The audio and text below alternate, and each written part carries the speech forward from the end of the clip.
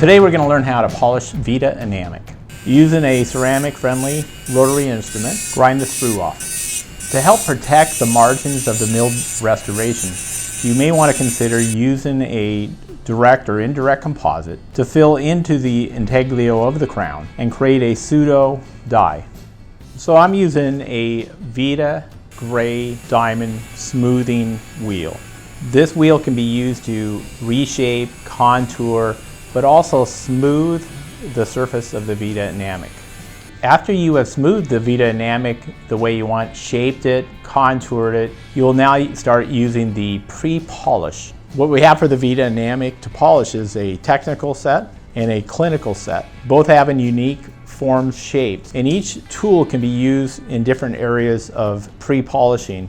I use the pointed pink pre-polisher to pre-polish all the secondary and tertiary grooves. The key to polishing VITA ENAMIC is low RPM and very low pressure. Use approximately a 7,000 RPM to polish VITA ENAMIC. The next step I use is to pre-polish the incline planes of the posterior anatomy. I use a cup from the clinical set to redefine and polish each lobe and plane. Also from the clinical ENAMIC polishing kit is a spiral. This spiral is really nice to go over the occlusal anatomy across large surfaces of the milled restoration.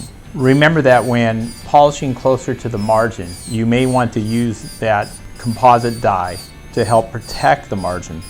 When polishing, you always want to move the wheel around. After completing the pre-polishing phase, we now use the gray polishers to create a high shine. The process using the high gloss polishers is repeated as we did with the pink pre-polishers. Starting out with the gray point, I go through the secondary and tertiary grooves on the occlusion of a posterior unit. You should immediately see a nice luster beginning to form.